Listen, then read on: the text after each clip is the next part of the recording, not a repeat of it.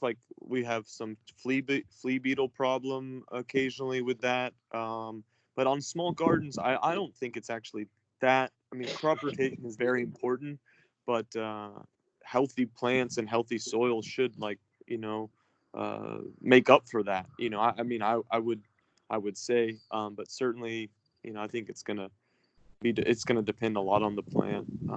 I know farmers that'll do like baby kale, and they may even do baby kale in the same spots several times, and it seems to be okay.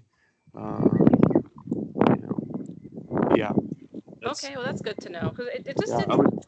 I mean, if we're continuing to fertilize with like the tea and mhm. compost, it just didn't seem like it should be that big of a problem. But Yeah, we're just learning, so yeah. Have you had A any lot of on a terrace, John?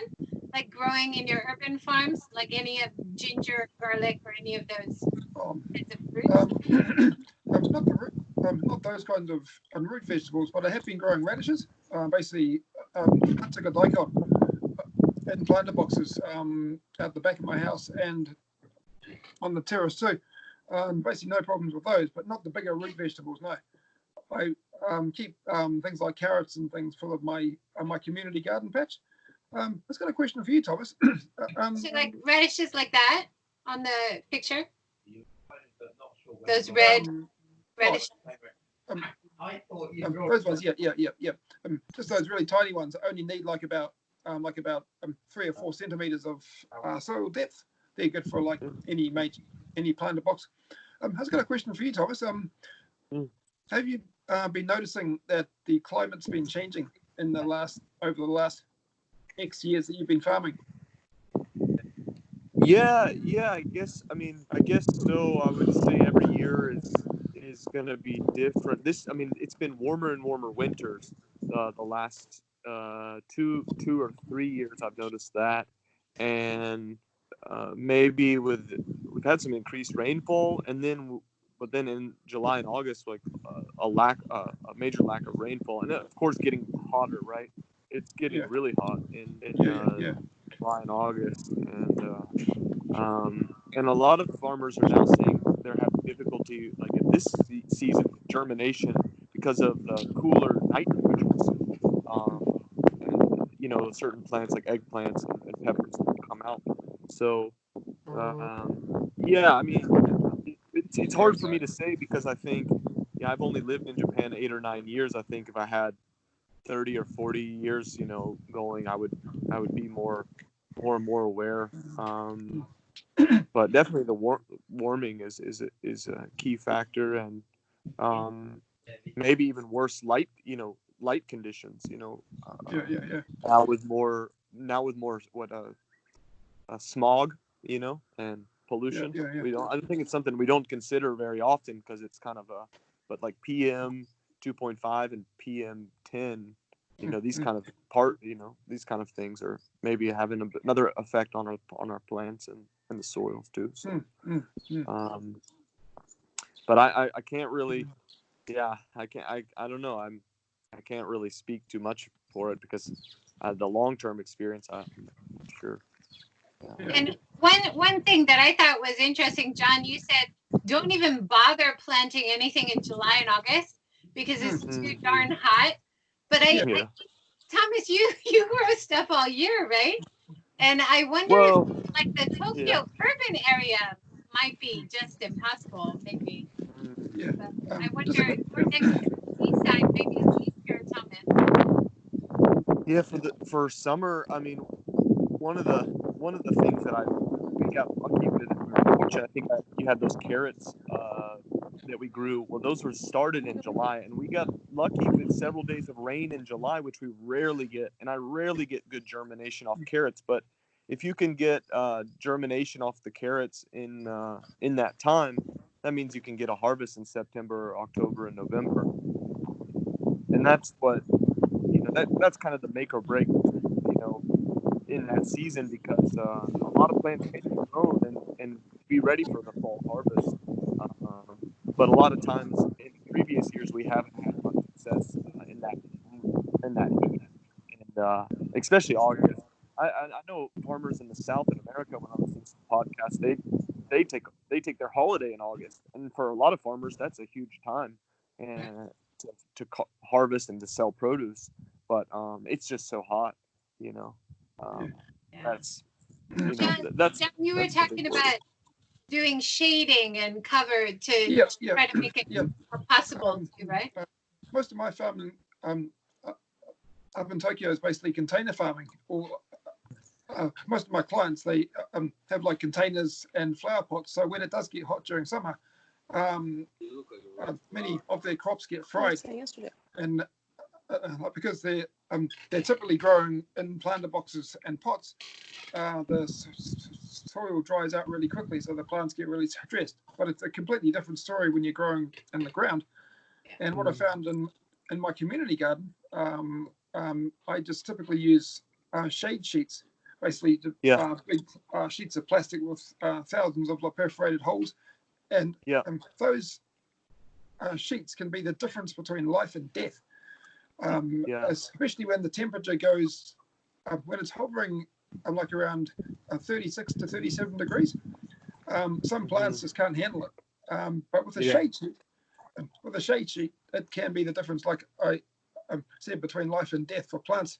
Because the ones that I buy, they cut the impact of direct sun by 70%. That's huge. Yeah, that's a really big deal. Yeah, I think this year in some of our crops that are close to the house and close to our watering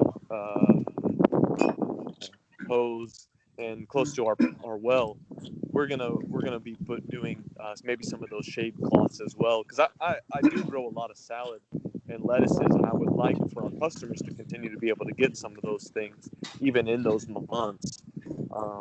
So I'm this year I was given a whole bunch of farming equipment, like an unused farming sheets.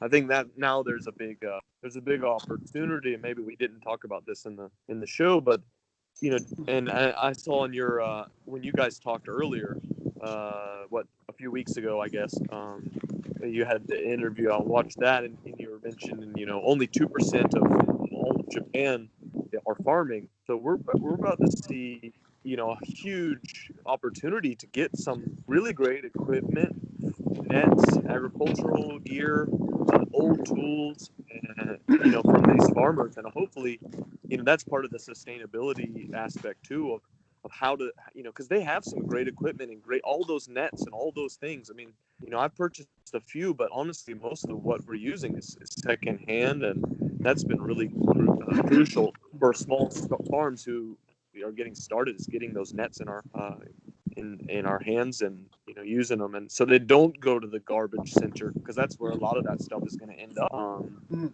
And I think some of the nets we have, they're it's actually a woven textile. It's not a plastic net, which is kind of really nice to see, because these days, it won't break down. We thought at first it was more of a poly net, and it's actually maybe more of a hemp fiber net or something like this. Right, yeah. What my wife was saying, but we use those we have them covered on our ground right now, just to keep the birds out too. We'll put these down, and then these ones as well, these hoops. They were really great for that. Do you have any shading going on in your garden, Blaise and Flo? In these winter months, there's been just the shifting of the sun's movement. We've had some natural shading. We figured out where that's going to be in the winter. But some of the trees that we're growing a lemon tree over here, that will eventually provide some shade for the plants that we can change out over here. And the biwa tree and the elderberries, and there's a crepe myrtle over there that will provide shade that not in the summer. This whole area back there with the beets, that gets pretty shady during the winter. So now that we know that, we can plant accordingly. I had a question. Where did you get the elderberry? Did you buy that on? I bought it online. A site called engay.net. Engay.net. Yeah. ENGEI, right? Yes. I asked a friend of mine who does some growing of stuff, and he suggested that, and it was easy to use, and it's been my go-to. I did have. Great. John, you sell seed sets as well. Do you get that just from Japan, or you have another source? I get them based from Japan. Yeah, yeah. The company, it's greenfields.co.jp. I think it's the one that I sent you the link of last week. Okay.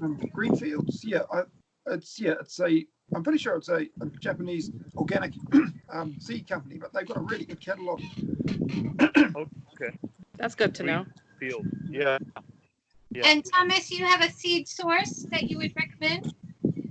Yeah, I mean, I've been using Tane no Mori, which is a seed company based out of Saitama. I will say, not all of their seeds have proven to be successful. I do have some germination issues with some of the stuff. I don't know. Maybe that's on my end. It's not always. And then the instructions. I think it's not my father-in-law kind of complained about the instructions on the paper packets, that it could be more in depth, from what you get from the Japanese seed companies. So, but I will say that their kale and their kale plants that I started with 4 years ago, this is the result of great plants, and we saved this seed. I mean, we've saved it for 5-6 years now, and this kale, it continues to produce, year after year after year. Baby kale, larger leaf kale. So those are some of the things that we're using from them. I love their tomatoes varieties, especially when it compares to the tomato varieties you can get at the home center. I really like the black cherry tomato and the Roma kind of Italian tomato that they have. A bit more delicious. diversity. That sounds great. Yeah, and then they're all open pollinated. They're open pollinated varieties, and so you can do a lot of the seed saving, which is a bit of a hot topic right now in Japan. There still needs to be more in-depth, looking into and discussion on that.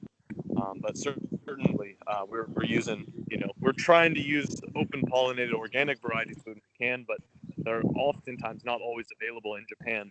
And if you're in a pinch and you need to get seeds quick, you're not going to be able to necessarily do that where we're at anyway. But hopefully, over time, we can see more, more new seed varieties, or more opportunities to save seed in and around the farm. It's another. John had some fun tricks you were using with students to just put a slice of tomato in a pot. Oh yeah. Right? Yeah. This a friend of mine told me last year that just by putting a slice of tomato on top of on top of soil in a planted bucket, the guy grew like a 2-meter high tomato plant. That's awesome. It's pretty amazing, really. Yeah, so just a piece of tomato on the soil, not in the soil. Grew like a whole new plant. Thomas, I'm just wondering about the seeds. How long can you typically keep seeds for when you catch them? Well, we some of our seeds, like corn that I've kept in the freezer. And I know, I've kept corn like in the freezer, for example, and I think that's okay, pretty much indefinitely. But we're using them within two to three, but maybe within 2 years, we're trying to use them.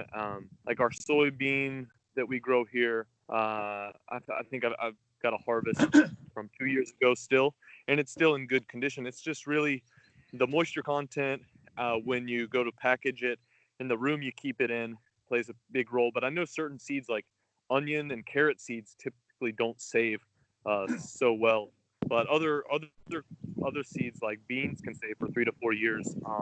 Our kale seed has saved for several years, and that's typically how we're using those now. But then the other thing is saving the seeds, and knowing when to harvest the seed, and I still often don't know, and I'm kind of guessing, oh, it looks like I could harvest that plant now for seed, or I'm always not exactly sure when. And then when I'm gonna have the time to harvest it all too, becomes another issue. But because we definitely, we're saving. I think I saved like maybe 2 or 3 kgs of the kale that we have last year, and you can make a lot of salad with 2 or 3 kgs of kale seeds. So. Well, you were talking about harvesting seeds the other day, or letting your plants go to seed. Who, me? Yeah. Yeah. So we've saved cilantro seeds. The thing is, we saved a lot of seeds from our little, like 8-meter square plot where we used to live before, but then we moved and we didn't use them. But this year we will. We're gonna go real soon, but I have just one real quick thing to say for the home herb gardener for advice, if that's okay. Yeah, go for it. Yeah. To not be afraid to cut. Herbs just love to get pruned, as far as we can tell. Pruning just creates lush growth. Like this, oregano will go crazy no matter where you put it, from what I can tell. But the more you cut it, the more it likes to grow. And the parsley as well, and just about everything herb-wise. You cut it, it grows. Yeah. That's great. Great advice. Thanks. Yeah.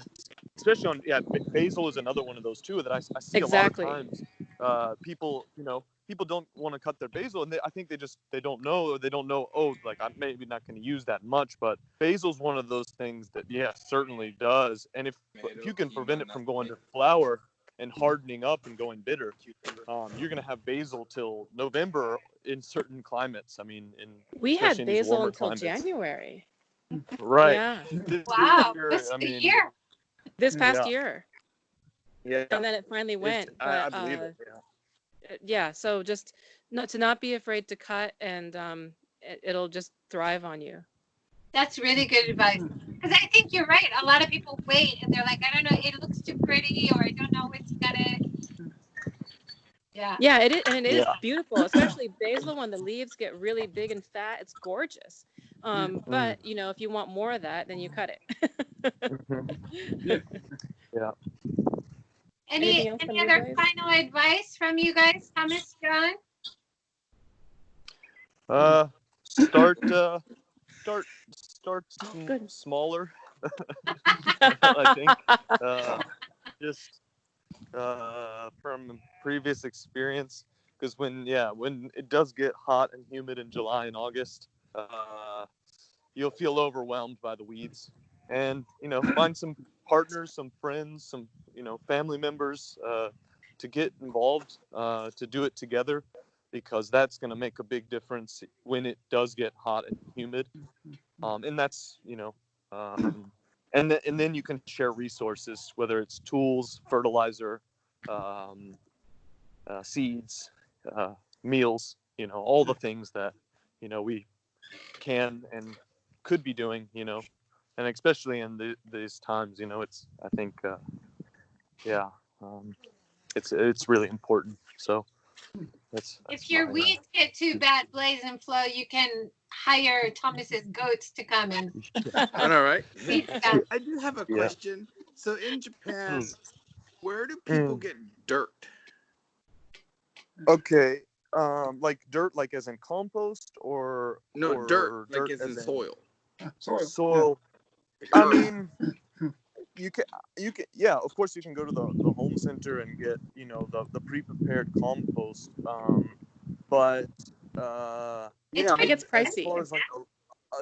As far as a truckload of dirt, and this is what we've done, because we can't make all of our own compost, but we do use compost in our farm. So we the JA offers compost, and this is on larger scale farms, but they offer a fermented compost for around 2 or 3 tons is going to be about 6,000 yen. So Well, Oh my God. That's You pretty guys should It's- get that, it- Flo. You guys could raise your whole garden. That It's- would it's cover. basically- Yes, that's what we need right there. That's really Yeah. cheap. Well, and Yeah. and Wow. and there's one guy, I think Charles Dowding, and out of England, he does the no-till deep mulch system, and he, a lot of farms now who are not doing the no-till thing, and that we're one, doing, we fork our beds, but we don't actually rotate or till it Right. with a rototiller. We just want to add compost, and like you were saying with those wood chips, that it'll be gone. It'll be Right. gone in 2 or 3 months.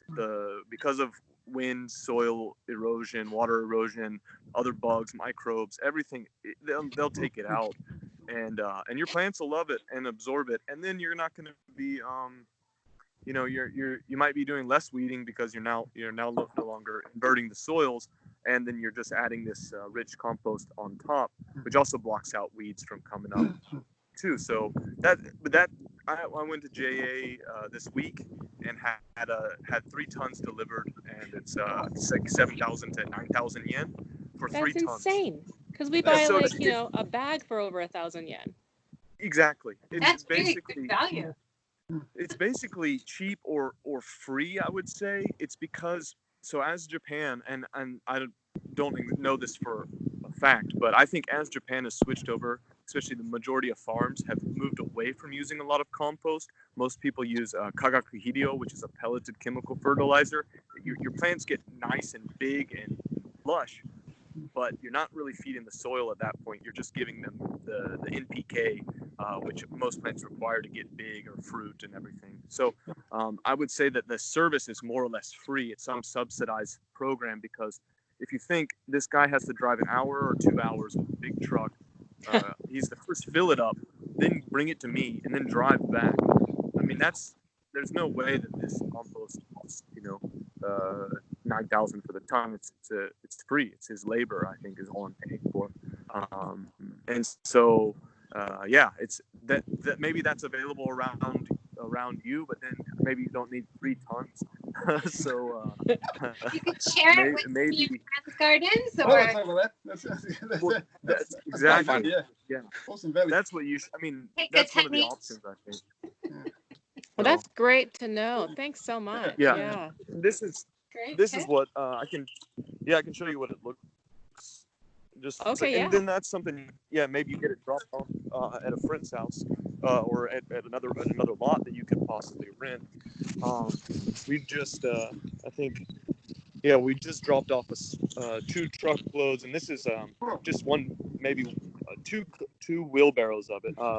And then I'm just gonna spread this around here. This is kind of an edge of our farm. I'm gonna spread it around here, and then maybe I'm gonna cover it with a what is it? A sheet for that they use for silage when they make enough hay and stuff. It's a like UV resistant tarp, and I'll just tarp it for me, let that get hot and break down more. The weeds will come up, they'll break down more, and then I can plant right into that. And I think that can be like a really great solution Wow, great tip. for the farm. So yeah, That's great. it's available. It's just I If didn't you know because Do you have I friends felt the with same way. gardens in your area, Flo and Blaise? What? What's that? Do you have friends with gardens? You could share some of the dirt.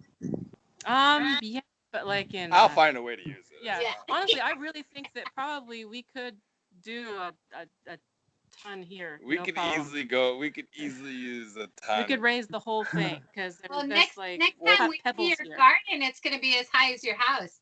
That's what I'm talking about. Well, I mean, but Yeah, even still, the raised boxes are not actually full because, well, it's expensive. Right. So they Yeah. and then we're planning on putting at least at least 3 more boxes in. So Oh my God. I'll use a that ton cheap. of dirt. Do it. For reals. Yeah. Yes, we can find friends. So That's I'm going going that's what I would you recommend. guys, but Thank you. we could definitely talk all day. I think we'll Yeah. we'll have to reconnect. Let's say June. Let's try it again in June. Yeah, Sounds good. Yeah. Next time. Thanks, all right. everybody. Have a Thanks, good Thanks a lot, day. guys. Yeah, have a good one. Thomas. Yeah, Thanks, see you later. Joy. Yeah, Bye. see you. Thank Thanks a you. lot. Thanks, Felix. See ya. All right. Bye-bye. All right. Bye. See you.